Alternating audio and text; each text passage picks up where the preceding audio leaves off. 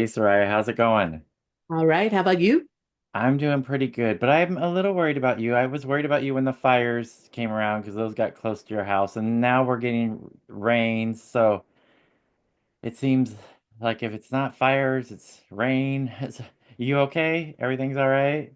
Thankfully, I'm okay. Family's okay. And yes, we both have friends that were impacted by the fires, but right now all is stable. Oh, good. You know, It feels like it's always something.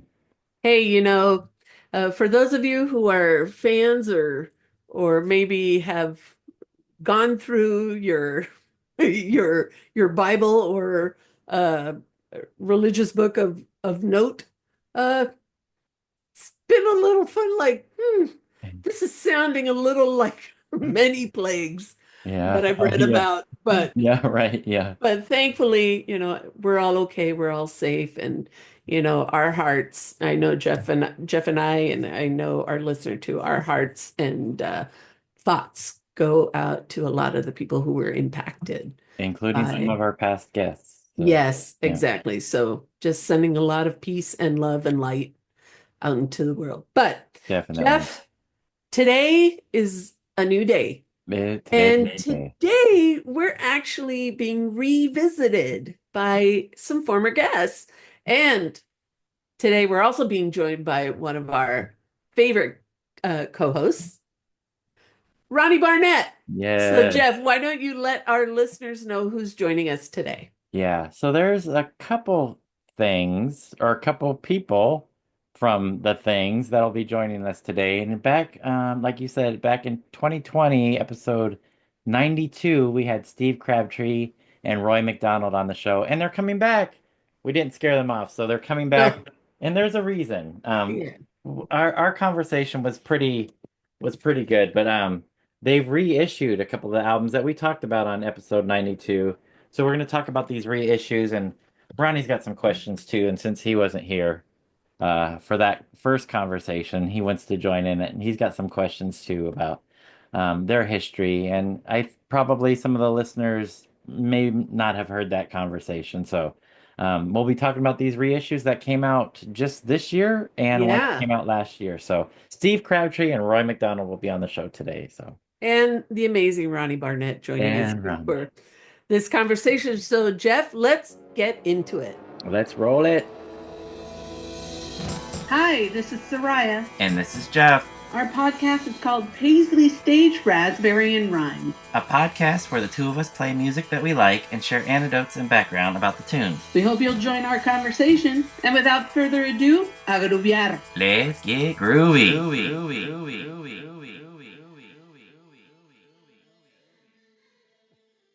Well, See? so, Drama. so Soraya, we're welcoming back two guests that we had on before. Episode 92 in 2020, we had Steve and Roy on talking about the things. And Ronnie, you weren't here for that episode. So I think we should introduce you to these guys. So Steve Crabtree, Ronnie Barnett, and Roy McDonald. Meet Ronnie Barnett. Hey, fellas, it's a Nice to pleasure. meet you, fellas. Nice to Yeah, meet hi. you. Yes, What absolutely. was your name again? Yeah, right. All right, Soraya. So Good to see you guys, man. Rob, It's been a nice to long meet time. you, Rob. so So now that we've Yeah, all now that we gotten all to know know each who other. Ronnie Barnett is, as He's that bass Jeff player from the has, Muffs. Is that right? I've heard stories we're about him. Yeah. we're so fortunate to have not only our guest host Ronnie Barnett, but Roy McDonald and Steve Crabtree here to speak about these beautiful reissues. Joy, Jeff, show us the merch. yeah. These So these, Yeah. beautiful yep, reissues of the things. yep. So Teen Sounds had released this one in 2024, this one just this year in Yeah. 2025, and they're Yeah. amazing. So we wanted to jump in and talk about these. So I maybe Steve, a good place to start is how did Teen Sounds get involved to reissue both of these amazing records that Soraya and I both love? I think Ronnie Uh, likes these too. I like them too. Yeah, yeah. Okay. they, they All right. they they they sound much better for sure. Well, as you know, they were recorded 40 years ago, a long time ago. And early 2023, somewhere. I'm throwing the ball with my dog in the park, and I get a text from some guy in Italy who goes on to tell me he's a big fan of the things, and he has a record company in Rome. He goes, "Hey, have you ever thought about re-releasing these things? 40 years coming up. What do you think?" And my first reaction was, "Well, I don't know who this guy is. Got to check him out." I've been hit up a few times over the years, and I never felt good about it. But I checked him out. Thanks for the internet for that kind of stuff. But Who else has hit you up, Steve? Like other European reissue no, labels? mostly local guys. Like some guy out of Arizona one time. Somebody out of New York. But I didn't know who these people were, and they didn't seem to know much about the band. They were just kind of, I don't know, prod. And I just didn't feel comfortable with it. And at the time, I just didn't care. Like, come on, man, it's been a long time ago. Who wants to do this again?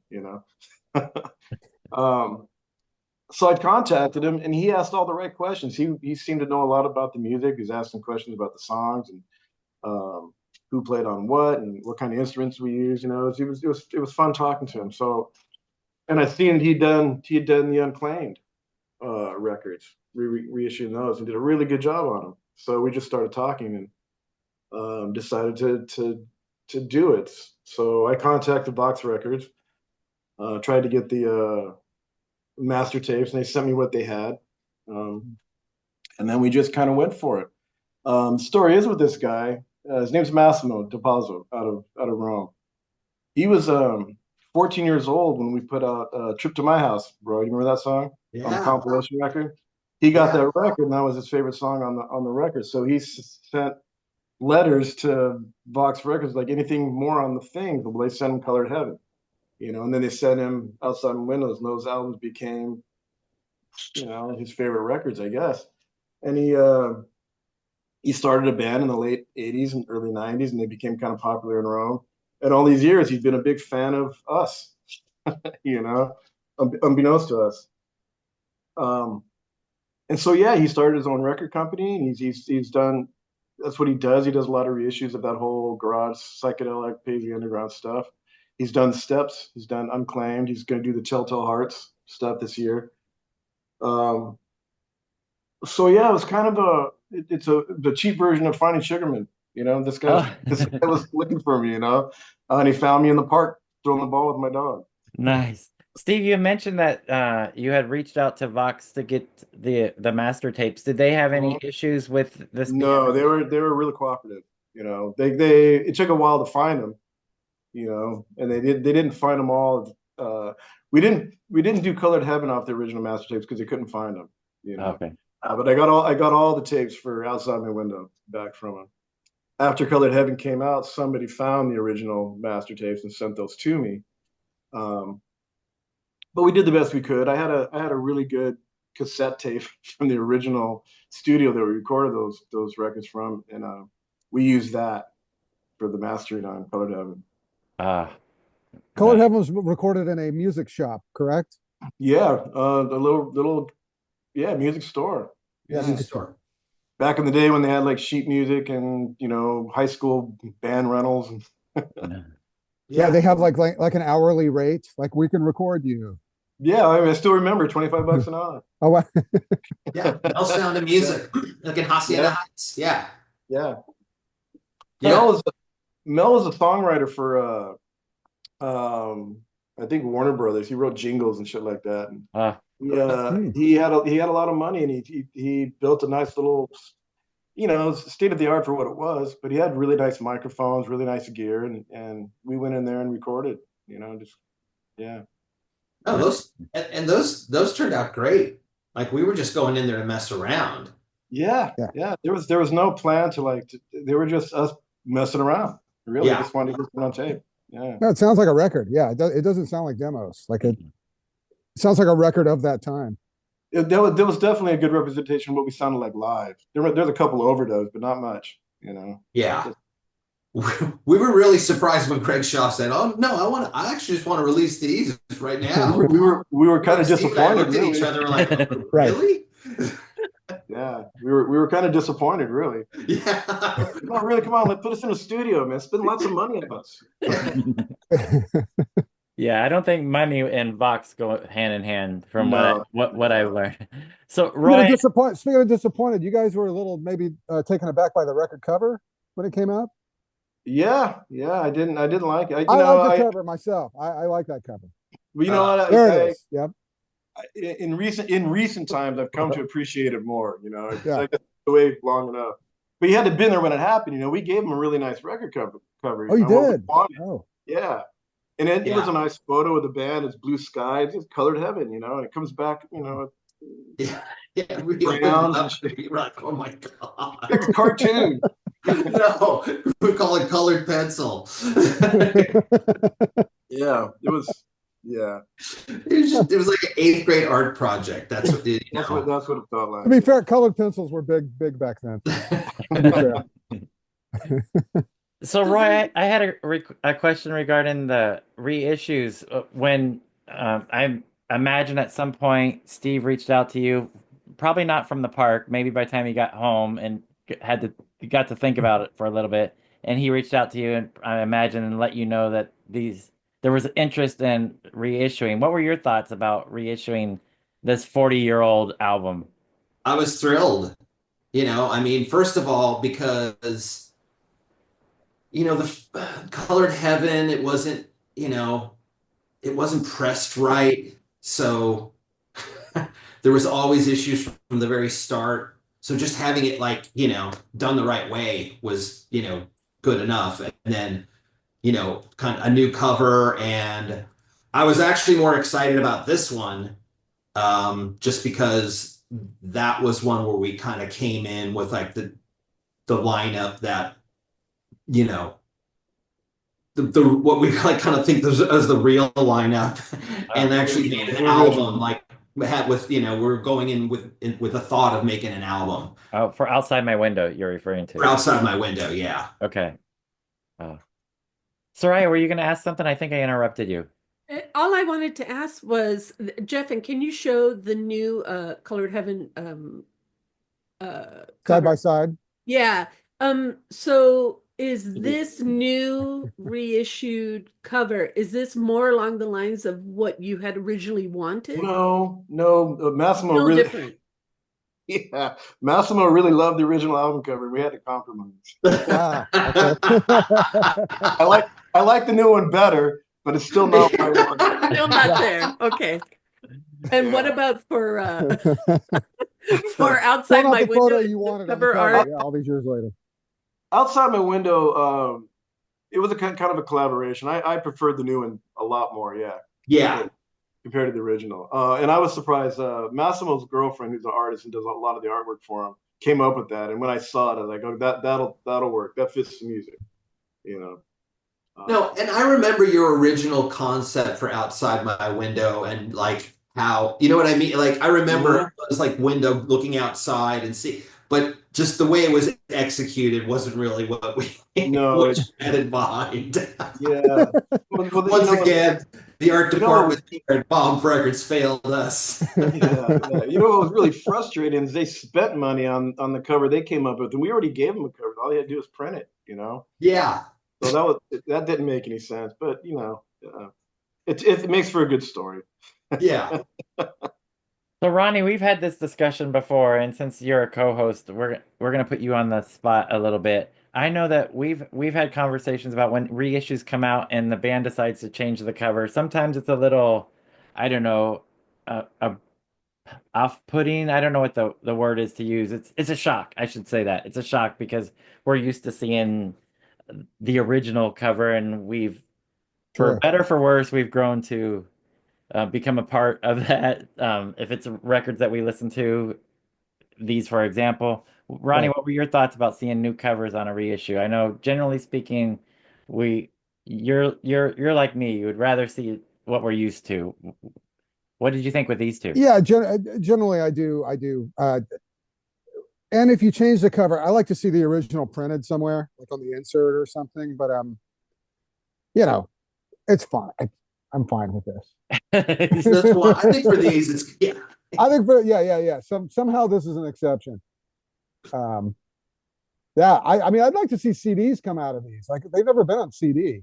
I know. No, no.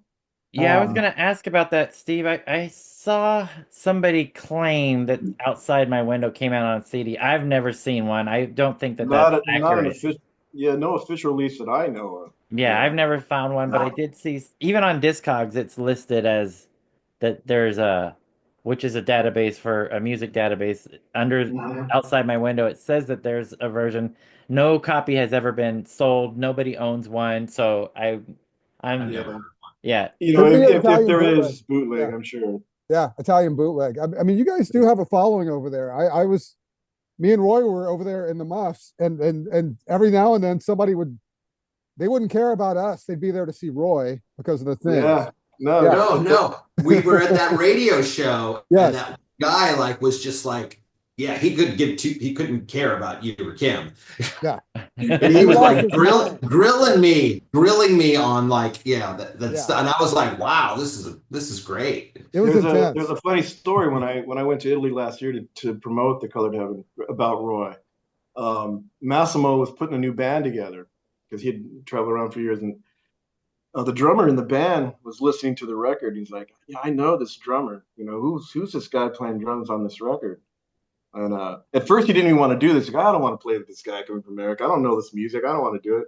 But he got to look in the record, and so he's asking like, well, who's the drummer on this record? It sounds familiar. Like, well, it's Roy McDonald. Roy McDonald from the Muffs. You know, this guy was a huge Roy fan. And at that point, he wanted to learn all the songs, and he had Oh, a wow. million questions. He had a million questions about Roy when I got Roy you thinking know, when Yeah. he so, played this song in Yeah. the Mill Sound of Music. Roy's you played know, these same and by fills the for way, years. he Yeah, he wanted to make sure that you knew he played drums on your songs. You know, Uh, yeah. his so they name's didn't. Vicente. If you Oh, want here it to is. There it is on record, everybody. So he didn't care about the main songwriter, the main singer of the band, No, the front no. person. Once he found out who was playing drums, that was it. He was in. You know. Well, I did want to know about these two records that I don't know that Vox Bomp really has a reputation of great sounding records, but I do want to say that Teen Sounds versions they sound better. They sound much more Yeah. clearer. Soraya, are we allowed to say balls? They feel like they have more balls. Yeah. You They're say more ball. they're they have more oomph to them. The clarity is they're much more clear. So Yeah. to me, it's like almost night and day with these. So I don't know what Massimo did with these with the remastering or what Vox Well, didn't do, but they sound we great. him and I talked about it. I told him what I thought was missing. You know, there a lot of bottom end was missing for me. Mm-hmm. And yeah, just right. The volume on was I put that our records on next to other records, it'd be a little bit quieter. You know, so there's too much headroom um, in the original recordings. And the obvious things with Colored Heaven, you know, the warped sound, the skip in the one song, and I want The more bodies. Child. Mine always skipped on Eyes of the Child. Out of Time had a skip in the same spot on every record I ever played. Oh, Two wow. skip. Yeah. So it was in the press. It was in the press. Some That's crappy pressing, yeah. cheap mastering. Yeah. You know, Oh, and maybe not even mastered at all. Like some labels, I'm not saying Vox did that, but Well, to be honest, I did go to the mastering, but it wasn't in a okay. like mastering studio. It was like in some closet in a no, warehouse. some closet. I This think is I fine went with you to that media. too, It's not didn't back I? then. Yeah. You know, so I don't know. I was just a kid. I thought this is great. This is how it's done. You know. Yeah. But I don't know if you remember, Roy, but when we recorded those songs for Colored Heaven, we went home with cassette tapes recorded directly off the console, Mhm. the mastering on it. And I had a Yep. couple of those cassette tapes that were never played, and we used one of Oh, those to master it from. And it sounded when I first heard it, like, well, this sounds way better than the record. yeah. You know? Wow. So we used that, and then we had the bonus tracks, the tracks that we didn't use on the record that Mhm. were a little too Ramones sounding, didn't fit the Paisley Underground thing we were going for. But I listen to those songs now, like, wow, why weren't they on there? You know? Yeah. No, that was because we were trying to make that, make that as psychedelic as possible. Yeah. Of the demos that we had. And if you remember right, we were going for the whole new wave, power pop kind of thing in the beginning. Oh yeah. Like that photo shoot of us at the Pike It's Skinny very ties. yeah. It's very Yeah. skinny tie. We had the Yeah. Mhm. we had the name We- spray painted we didn't know behind what we wanted us, to be. you know, it was very So you went from skinny ties to swinging medallions. I mean, how did that happen? yeah, fringe Yeah. Did you vest, fall all into that that scene? overnight. How did that happen? True that, man. True Yeah. that. Is that how did that happen? How'd you come to be embraced by that scene and Vox Records? You know what? Like Roy, I was listening to those records, the Birds records, alongside of the Plimsolls. You know, I was listening to all that stuff. And, Yeah. you know, the Plimsolls were that was what was happening. Nobody was listening to the Birds or Buffalo Springfield, but we were. Yeah. And then, you know, I've said this before that you know, we walked in on a show at the Roxy for the Plimsolls, and 3 o'clock we're opening for them. Yep. And these guys came out, and you know, Michael Corsi looked like fucking Davy Jones. You know, I mean, Yeah. it Still was does. this whole like, oh my God, it's my childhood. They're playing the songs that I love. And it turns out there was a whole scene, you know, that we didn't know about. Yep. So, Yeah. then No, it felt comfortable to that was play an the- eye opener, you Yeah. know, because like I mean, we drive around in Steve's truck and like listening to the Monkees and you know stuff off of Head and the Birds and the Bees and the Monkees and just stuff I had never heard before. And no one was listening to that in Hacienda Heights, you know, when we were driving around. It was not cool. It was before they made the comeback and all that. Mhm. And walking in on that whole scene and like the 3 o'clock especially, like almost had that vibe to it. More so than the other bands for sure, you know. And you know, and they were a good live band. That was another thing too. They were a really good live band. So They were great live, like powerful. yeah, I kind of like the live shows better than the records, to be honest. But yeah, they were. But yeah, we were already listening to that kind of stuff. We were just kind of, you know, we had no idea that anybody would go see us play that kind of stuff. But that's how it happened, really. Okay. It's kind And then, of a natural thing. and then Roy, Yeah. when did you get the Prince Valiant haircut? How far into that? Yeah, some of those I couldn't wait to grow back into them. But yeah, I remember like too, like the Bangles and the 3 o'clock on MV3 and like that being a big deal. Yeah. Right. Yeah. Like just that whole thing, like kind of just being, you know, and it was kind of the second wave of that. And then the Rain Parade. I can hear like the Rain Parade even on, you know, yeah, I can hear it on Outside My Window. I can hear it on Every Time. Yeah. I can really hear the Forever Changes record. We must have been listening to that record quite a bit. Yeah. That and Odyssey and Oracle. Yeah. And Odyssey and Oracle. Yeah. I do hear that there's a change from Outside My Window or from Colored Heaven into Outside My Window, and it gets a little heavier. It sounds like there may have been more psychedelics in between the two, perhaps. I don't know, but yeah. Well, you know, XTC's what was their band that they came out with? 25 o'clock. Dukes of Stratosphere. Dukes of Dukes of Stratosphere. Stratosphere. Yeah. Oh man, I was blown away by that stuff. Yeah. That was happening while we were doing Outside My Window. But at the same time, you know, when we were doing Outside My Window, I remember loving the sound of the snare drum on Scarecrow by John Mellencamp and saying, "We got to get that snare sound. We got to get that snare sound." Yes. That's it was different from the new wave thing that was happening, and it's like a real snare, big snappy thing. And I remember we played on that guy's drum set on the last thing that Ronnie and I recorded. Remember? Oh yeah, that's right. Yes, full circle. There we go. You know?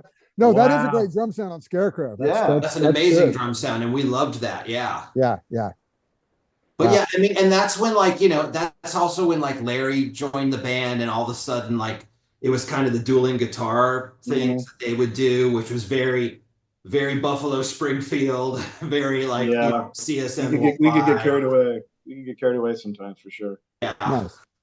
So, do you guys have other like labels come sniffing around at this point after you've got the 2 records out? No. No. Oh, okay. Okay. No. You know, but you know, there's only 10 spots in the top 10, man. We weren't close. Yeah. Well, I'm glad that you brought up Larry Klein because I wanted to mention that the album comes with a cool insert and Yeah. they've got some quotes from different people, including Larry and yourself, Roy. Yeah. So whose idea was that? Was that Massimo That's also? Massimo, yeah. That was Okay. Massimo. Yeah. He had this whole thing laid out before he got a hold of me, what he wanted Oh, to do. So yeah, that's what sold me on it. He had it laid out. He was really it was impressive, you know. Like I said, he asked all the right questions. I knew he was a fan and I knew he'd do it right, you know. And he worked with me. He didn't just go and do it, and he asked my permission or what I thought about it the whole way through. So it was a pleasant experience for sure. so it sounds like he is an artist's label type person versus. He's a music fan. He does it for he wants to make money too, but he does it for the love of music, you know. And each of these only were limited Yeah, 300 pressings each. So yeah. to our listeners, if you want this, you better get it We get it now. while they're available, while they're still reasonable in price. I Yeah. don't know that there's US distribution on these, Steve. I have some with me. So if anybody wants them, they can get a hold of me. I know Vox sold some off Colored Heaven for a while, you know. And there's a couple other places. I think even Sub Pop bought 10 to sell, you know. Hmm. So they can be found, I suppose. And they're both streaming now too. So Yeah. Yeah. So search around, folks, because the international postage can be a killer. Yeah. Yeah. So Steve, So I've heard. would it be okay to let our audience know that it's okay to reach out to you? You're available, Steve Yeah, Crabtree I'm on on Facebook. Yeah, Facebook. Facebook. Yeah, just send me a message, and that's for sure. So while supplies last. While supplies last, I don't have a lot. And bug Roy while you're at it on no, I just want to be left alone. on Facebook. Yeah, Roy's not on social media. I dare you to find me. Yeah, that's interesting though about the. So it was his idea to get in touch with all those people that have the quotes, like Julie Patchouli. That was his idea. Yeah. Yeah. Did you date her, Roy? Is that one of the ones you dated, or? No. There's some great stories about her though, but I'm not gonna go there. But there were some fun parties, you know. Yeah, I'm not on that. Whatever. No, fair. I didn't mean to bring that up. That's a whole other story, man. Yeah, That's a whole other story. Yeah. Yeah, Roy being the ladies' man on the Vox scene. Julie Patchouli, like, didn't she drive like a Pinto and had like a little Pandora stencil like on her driver's side? I don't know. You're the one that hung out with all those guys. Well, Paula lived in Chino, you know, and I lived in Diamond Bar. So. Oh, true. I will say, since we brought up the Pandoras, that the only time that I got to see the things live, what you guys performed at UCSD, and it was also on the same bill was the Pandoras. Were the Pandoras. So it was just the two of you guys on the same bill. So I don't recall what that we talked about the Trident Pub. Trident Pub. You're right. We're right. Yep. That was a great show. I was right up front, and you guys blew it out of the water. Both bands came. We did a lot of shows with them. I mean, like our first real club show where it wasn't like, you know, when we, you know, like, and we played the Ice House, but I mean, like our first kind of real club show, they were on the bill, weren't they? Could have been. Like with Gwen, it was like the only time. Oh yeah, you're right. Like at the Music Machine, wasn't it? Yep. Yeah. Wow. Yeah, we started playing with all the Vox bands at the time. Yeah. Was there competition between the Vox bands? Like, did you hate the Telltale Hearts or something? You know, no, I think more people hated us. I'm not sure why. Oh, okay. Yeah, no, that's hate totally anybody. true. Like they didn't get us really. Yeah, Like, I we were didn't like hate anybody. we weren't a garage band. Yeah, you went all in like them. Yeah. Like, those bands would be like, I don't listen to anything past 1966 or whatever. The Unclaimed. Some of them. Yeah. I'm not even for sure. exaggerating. Like I mean, I was friends with Audrey, but she didn't get us at all, really. Like, you know, she would recoil at a fringe vest. Which is crazy. I mean, you guys Like, you guys are very accessible and had great songs. Like, you know what I mean? Like, you know, and we're still talking about it 40 years later or whatever. So Yeah. Yeah. I We mean, thought so, but yeah, I don't know. I don't know what we did to piss them off. We were nice guys. Yeah. They always seem to like us when they wanted to borrow our the sound equipment that because we had the best sound equipment of any of the bands. Right. So that was to No, Ronnie's point, we yeah, got along with everybody. Yeah. I was gonna say to Ronnie's point, the songs on both of these records are all amazing. These are amazing records, so I'm glad that they're seeing life again. And to Roy's point, they are streaming. I don't recommend it. I recommend the records, but no, Through no, the artwork and by everything. physical music, yeah. yeah, Yeah. I mean, it doesn't happen that often. And I know my kids will only listen to things on their phone, so I'm glad that it's available as streaming uh, goes. Having said that, the digitals that I've been hearing online sounds amazing. So if that's all you're gonna do, it's out there and it sounds Yeah. good. So. Steve, do you happen to know if the digital versions were mastered any differently? I know that when Yeah, I put out stuff, they'll master for vinyl and then they'll master for digital. Was that the case for yours? yeah. As far as I know, yeah, Okay. possible, yeah. Okay. In fact, he sent me both. Um, Digitally, he sent me the album version, and there's subtle differences, you know. Um, but it sounds great both platforms. Yeah. I'm pretty happy with it. Now, Steve, will this reissue campaign continue with the Third Things record? Well, well, we don't know about the third record because I no cooperation from Epitaph. They don't act like they don't know who I am, and I can't get a Wow. hold of Brad. Um, but if Roy remembers, Who engineered this? Who engineered outside my window? I mean, come I on. know, yeah, no, yeah. Well, if you look on the website, we're not even listed as ever being on their label, so I don't know the story behind that. But right after Outside My Window, when Roy after you quit Red Cross, we did a bunch of recording some of the older songs in Yeah, Larry's studio. I went back and remixed those and mastered them that's right. That's right. I several used to years drive by ago. in Long Beach. Yeah, and they came out really really good, and it shows the progression of the songwriting and where we were going. Hmm. We're gonna work on putting that out next year, so there'll be a whole album's Oh. worth of unreleased stuff. Ooh. Oh, wow. Yeah.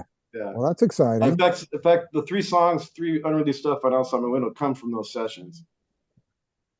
Nice. This would So be a great 2 CD set then. You put the 2 albums will fit on one disc, even with the Yeah. extra songs, I think. And then you put out this new one on the second disc. Well, Expand the booklet. there's serious talk about doing a double record because we have enough stuff with Oh, the wow. unreleased stuff. So yeah, we're not sure financially we want to do that or just pick the best of the crop. But there was a lot of stuff that's unreleased. so Wow. you recorded that many songs, enough for a double? Oh yeah. Yeah. That's all that was afterwards. We had no direction, and Roy was kind of back to hang around jam with us. We weren't doing it for any other reason, just to record. So we would just hang out. Yeah, I got a Yeah. song, record it, and we'd Oh. we'd get Roy to come over for a day, and he would record 5 drum tracks for us, and then Larry and I would finish it. He's Um, quick. Yeah. yeah, He's yeah, pretty and he knew efficient. the songs. Yeah. There were songs that we were doing with the things before he quit. Some of Yeah. them. Yeah. And Roy's always been easy to work with. I could play a song for Roy in 10 minutes. He knows what to do. So we had, there's probably about 25, 30 tunes that we did in a year Oh, and a half wow. time. That many? Yeah, because I came over. I remember I came over a few times. Yeah. Wow. Yeah, just set up in his living room there and recorded. But they came out really good. And what happened is they set for 10 years, and I finally got an ADAT, and I bought all the original 8-track recording gear that Larry had, and I had to bake those tapes so I could transfer them over to digital and remix it. And the remixes sound better than the original stuff we did because we didn't know what we were doing at the time. We were just kind of real quick, but we had some really good recorded tracks, so I was able to bake the tapes, transfer them to digital, and then spend a little more time balancing it out, and getting it to sound good. And it's very cohesive. It's Wow. pretty impressive. I was kind of like, whoa, we did this. This was all just kind of us screwing around. it's kind of our basement tapes kind of deal. Wow, this is great news. Who knew? Yeah. I This didn't is even breaking know. news. Yeah, I didn't even know Roy came back. After Red Cross did that. So No. I mean, yeah, I haven't thought about going. As soon as you said it, I was like, oh yeah. I used to go over to. yeah, you came I back. went over there a few times. This is when I was like still living in LA, I think. Yeah, you were playing with the Leopards at the time, and Yeah. then we recorded until you moved to Texas. That's right. so you were in the Fuzz Tones too at that point, right, Roy? No, that was well, that I did like 2 rehearsals with them, and then they Oh, okay. remember. Yeah, I thought you were in for a little bit. I was borrowing Chris's drum set, Right. and I yeah. Then they wanted me to like they wanted me to dye my hair blue black and wear it in a Prince Valiant, and that's kind Gotta draw the line somewhere, man. of Didn't Rudy compare you to Ron Bushy? yes. Yeah. I had never heard that comparison. Like I've been compared to other drummers, but not the one from Iron Butterfly. Yeah. That was high praise. Yeah. Wow. So No, Steve, on this possible release with the single or double album of these unreleased songs, is there a working title that you can share yet, or is it way too early to Well, there's a lot of things you could do with the word things. be? Okay, okay, Everything else. Yeah. Yeah. right. okay, You okay. know, other Any kind things. I of don't. any No working. timeline for Nothing that? yet. Nothing yet. Okay. And a No, it's timeline? hopefully the same time next year. We've been kind Okay. of Yeah. doing Nice. it one year at a time. So It'll happen, Jeff. Be patient. Steve's if all motivated now with the things again. This is nice. Yeah. yeah, The if all things goes archival as stuff. It's planned. good. Yeah. Yeah, this is great Oh, news. that's super Amazing. cool. Yeah, Yeah. that's great news. That's amazing. One last question because we're running out of time for me, and then I don't know if Soraya or Ronnie. So I wanted to talk, Steve, about you performing these songs. I know you performed some of these songs with V-Sides, I think was the name of the Italian band that backed you up. And Hmm. I think you're going back to Italy to play some songs. Can you talk a The little bit about that? end of April. We're gonna do the same thing. This time there's a few more shows. And um, last time it's funny, man, because I hadn't played these songs in 40 years. Really, I haven't played them. Yeah. And his band learned the record. You know, so I flew into town. I got into Rome on a Thursday night. Massimo picked us up from the airport, dropped us off at our Airbnb. We drank wine till middle of the night. Friday, I went to dinner at his house and met the band. Saturday, I got up on stage with no rehearsal, and we played a show of those songs with his band that I hadn't sang Yeah. or played in 40 years. And then, it was chaotic, Yeah. but it was awesome. And I felt like a 16-year-old kid again because it was all like coming back, and these guys were into it, and they played the parts like the band off the record. It was a very surreal experience. You know, what was funny was that I would talk into the microphone, and I was told everybody in Italy speaks English. Apparently not. So I would say something. I could see people looking at each other like, "What are you saying?" And then Massimo would jump on the mic and speak in Italian. Oh, that's funny. So yeah, we're going back this year again, but he's booked some shows throughout. I played only in Rome when I was there last year. There's a few shows out in Eastern Italy, Southern Italy, a couple up, Tuscany. So we're gonna kind of wander around and just play a couple acoustic shows, duo with Massimo, and then with his band on a few shows. And in between, I'm just gonna wander around Italy. Good place to wander around. Yeah. Yeah, And it's beautiful. next year, Steve, you, me, and Roy, we go. We call ourselves the Things, and then we play. We all go to Italy next Ron, if you're serious, year. yeah. Yep. Well, I Yeah. could be like the Pete Rouch of the Yep. But Ronnie, there is that fantasy. Well, we're all still alive, but everybody's still spread out. Yeah, you guys could do it. What's Bob doing? I mean, I know what Larry's doing. What's Well, Bob this is what Bob's doing. Whenever I reach out to him, I get one of these. He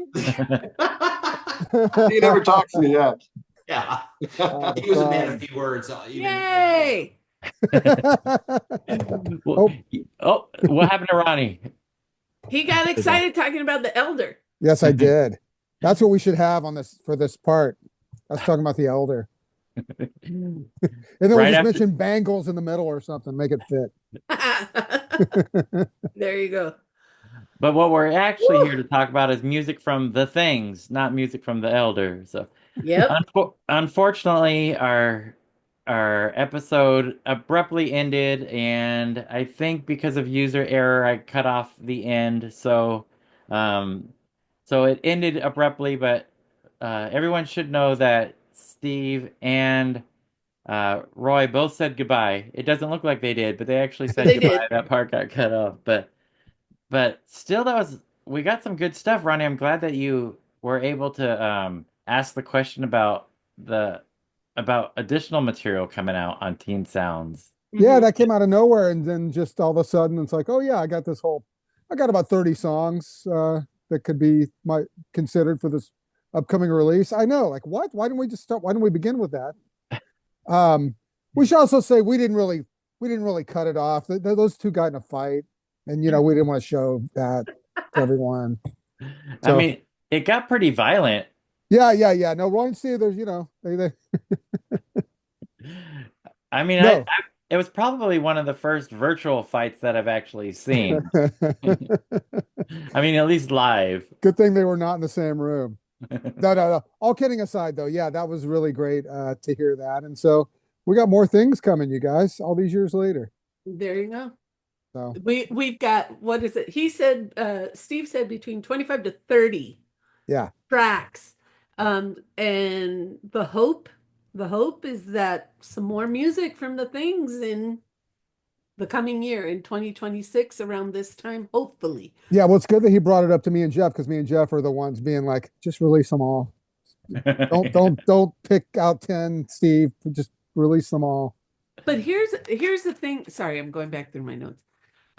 One of the things that I thought was really cool though is he said of those 25 to 32s, he said the remixes even sound better than the originals. So he said like I'm just we're working through them and they sound really good and we're excited to share them and they've got this label that is really supportive. And it's, a true fan and really wants to hear whatever they have in the vault. Yeah, and I also want to say because we moved on from talking about it, but the Third Things album, the one on Epitaph that we were talking about, and Epitaph won't call him back. Just put it out, Steve. No one's gonna. Epitaph's not gonna notice. And you know what I mean? And they obviously aren't calling you back because they don't want to. They whoever the lower level people are that are taking those calls don't even know. Like Steve said, they're not even on the roster. Like so, if an Italian label reissues this, I think it'll be okay.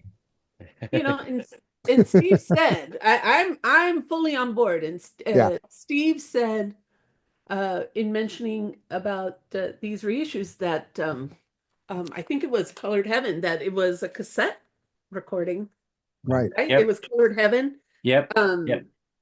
And he said it was just a really good copy, and we took that and ran with it, and that was the source for the original record is mastered so poorly. Yeah. That the cassette. I'm sure there's some other cassette of that third album. I don't know. We are law-abiding citizens, but in this case, we were like, nah, go.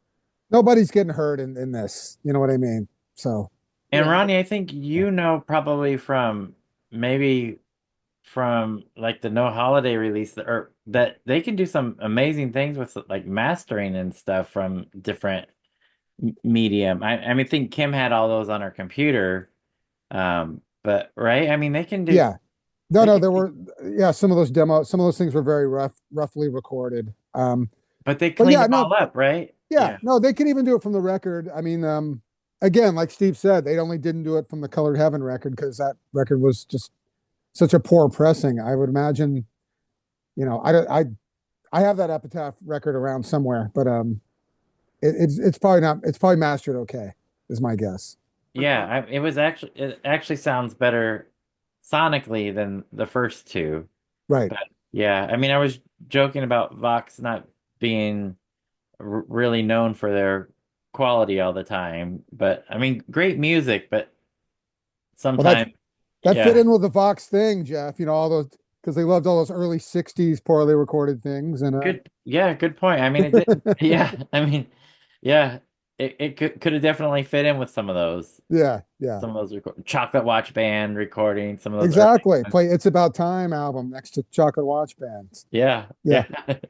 My favorite reaction watching as we're chatting with Steve and Roy was Roy's reaction like, really? You don't want to take this and do a little mastering, a little mixing, a little something? No, this is great. We're going to just release it. Yeah. Roy's reaction had me cracking up. Okay. no, no, and then they had no input to the cover, or Yeah. they whatever. So all of a sudden they're just, this is your first record, a demo tape with a cover with drawn with a colored pencil or a There few you colored go. pencils. Yeah, Yeah. I do like that cover myself, I but do too. I do too. yeah. Yeah. I do too. But yeah, but Ronnie, did you think that the reissues sound good? Did you have a chance to listen to those? Probably not. You don't have a I turntable haven't set up. yet. No, no, Yeah. no. Okay. I have them, of course, but Yep. yep. I don't know, but I'll just trust everybody. Uh, I'll go with the crowd. Yeah, they sound fantastic. You Well, gotta. well, I heard them through digital files and they sounded really, really good. Great. And I'm comparing it to when I heard the originals. And Yeah. yeah, I mean, really, uh, the difference is notable and the sound is so crisp and clean. Um, I think they did a really, really good job. And I was just Yeah. listening to the digital files. So Besides all that, you could just tell those guys are just happy to have that we're talking about the things all these years later. A Hmm. band that never really got their due, even when they were around, as we kind of learned. You know what I mean? Like, you know, Yeah, Ronnie, you asked, did the labels come running around? And Steve's like, no, yeah, nobody came around. yeah. No, I think they did a lot of gigs, but they're always kind of middle in the bill, or you know, and stuff. So, Yeah, and they and then it were. just kind of imploded pretty quick. So, I was gonna ask you, Ronnie, and I forgot to ask last time, so it's probably a good thing that I forgot to hit record. Uh, did you know about the things prior to the Muffs? I did, I did. Okay, I okay. just because I was following I was like you guys. I was following the Paisley bands. I was reading Bucket Full of Brains. I knew about the Vox bands. I did Those bands weren't playing in my hometown, but I read a lot. I kept up on Okay. I kept on things. So yeah, I had those things records in Texas.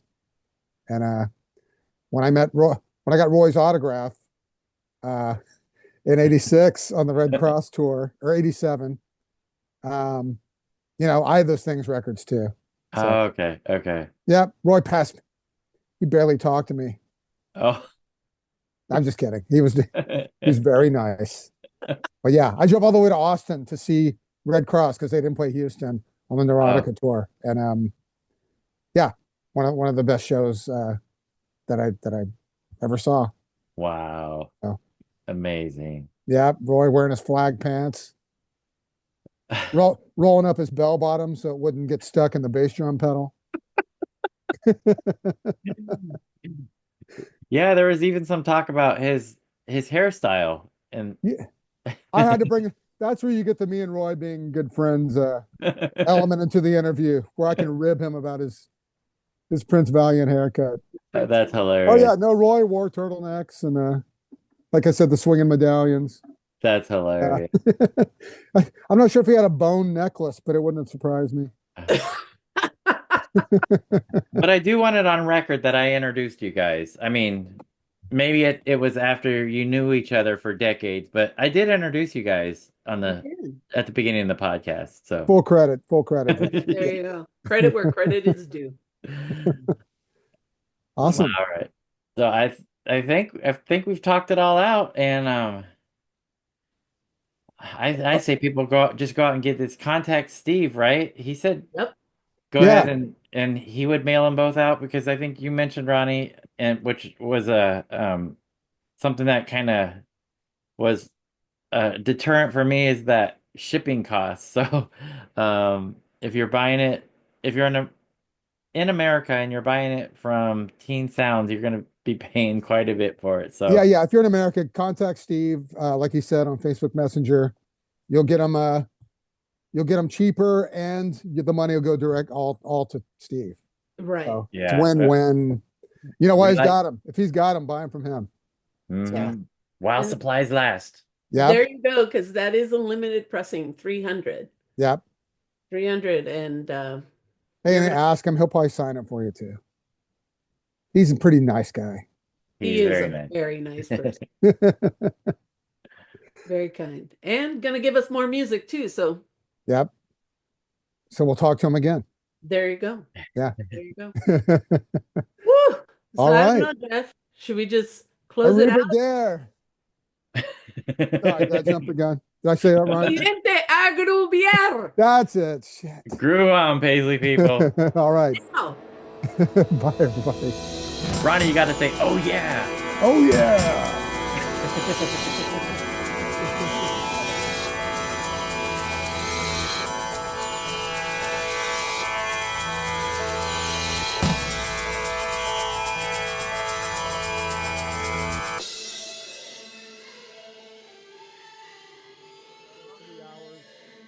You don't understand. I missed that, man. What That's your happened? problem. Oh, it happens. Like if it just all of a sudden in 40 minutes, just it just turns Oh. off. It means we ran out of time and just Okay. use the link and log back. That's all I on. get? This is Yeah. the That's all I'm I same. gonna get? time it so at that point I'm going, yeah, Ronnie's the biggest. No. But see, Well,